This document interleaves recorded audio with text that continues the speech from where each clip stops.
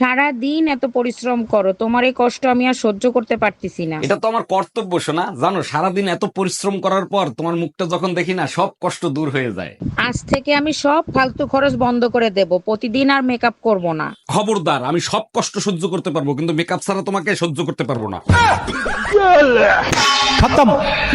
অরুণ ভাই, এবার Valentine day কার সাথে পালন করবেন? বউর সাথে না গার্লফ্রেন্ডের সাথে? ঘরের বউর সাথে ভ্যালেন্টাইন ডে পালন করা আর পান্তা ভাত কাঁচামরিচ দিয়ে খাওয়া একই কথা। ও আচ্ছা, তাইলে গার্লফ্রেন্ডের সাথে ভ্যালেন্টাইন ডে পালন করবেন, তাই তো?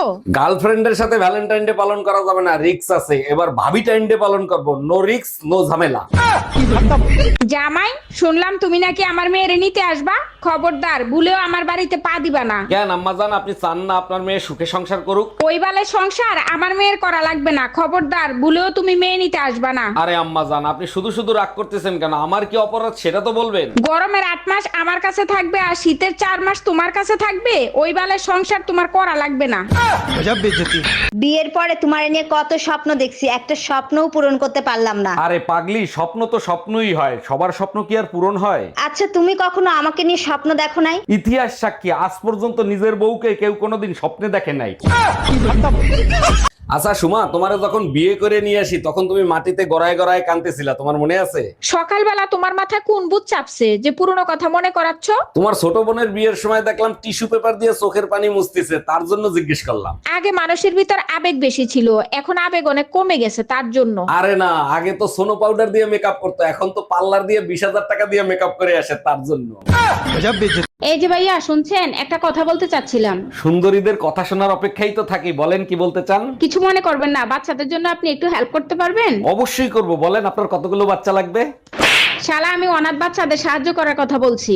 এই, তোমাকে শাড়ি আনতে বলছিলাম, আনছিলা? আনছি, দেখো টেবিলের উপর রাখা আছে। লাল রঙের শাড়ি আনছো কেন? জানো না আমি লাল রং পছন্দ করি না। সর্বনাশ হইছে, মনে হয় পাশের বাড়ির ভাবির সাথে পাল্টে গেছে। ভাবির সাথে পাল্টে গেছে? আজকে তো চামড়া দিয়ে ডুগডুগি বাজাবো আমি। এই শোনো না, ঈদ তো চলে আসলো, ঈদের মার্কেট করবা না? হ্যালো হ্যালো, শালা নেটওয়ার্কে এত ডিস্টার্ব করে। হ্যালো, ঈদে আমার ছোট বোন আসবে, সে কথা মনে আছে তোমার? তুমি বলো তো আগে থেকেই নিয়ে আসি। আজ বাসায় আয়, কানের নেটওয়ার্ক ঠিক করব। এই শুনছো, গরম চলে আসছে, আমি একটু মার্কেটে গেলাম, পাতলা কাপড় চোপড় কিনতে হবে। আচ্ছা শোনো, আলমারির ডয়ারে 2 লাখ টাকা আছে, টাকা 2 লাখ ব্যাংকে জমা করে দিয়ে এসো। আচ্ছা, ওই 2 লাখ টাকা নিয়ে যদি আমি পলায় চলে যাই তাহলে তুমি কি করবা? যদি পলায়ে চলে যাও তাহলে এক কাজ করো, সেকেন্ড ডয়ারে আরো 2 লাখ আছে, ওই 2 লাখও নিয়ে যাও। আচ্ছা টুম্পা, তুমি কি জানো প্রতিটা মানুষের ভিতর ভালো আর মন্দ দুইটা দিক থাকে? শুধু আমি কেন, প্রতিটা মানুষে জানে তার ভিতরে ভালো মন্দ দুটোই থাকে। বিয়ের পর থেকে আমি তোমার ভালো দিক দেখছি, তোমার মন্দ দিক দেখিনি। তোমার মন্দ দিক কোনটা? আমি তোমার খুশি সহ্য করতে পারি না। তুমি যখন হাসো, মনটায় চায় তোমার দাঁতগুলো হাতুড়ে দিয়ে ভাঙে ফেলাই।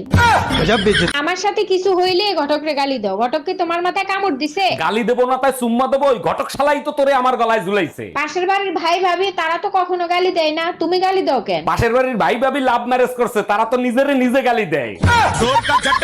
আচ্ছা, আমি তোমার মাকে মা বলে ডাকি, তুমি আমার মাকে শাশুড়ি মা বলে ডাকো কেন? তোমার মাকে তুমি মিস করো, তাই আমার মাকে তুমি শাশুড়ি বলে ডাকো। আমার মাকে তো আর আমি মিস করি না। এটা আমার প্রশ্নের উত্তর হলো না, সত্যি করে বলো, আমার মাকে তুমি শাশুড়ি মা বলে কেন ডাকো? তাইলে শোনো, তোমার মাকে যদি আমি মা বলে ডাকি তাইলে তুমি আমার বোন হইলা না?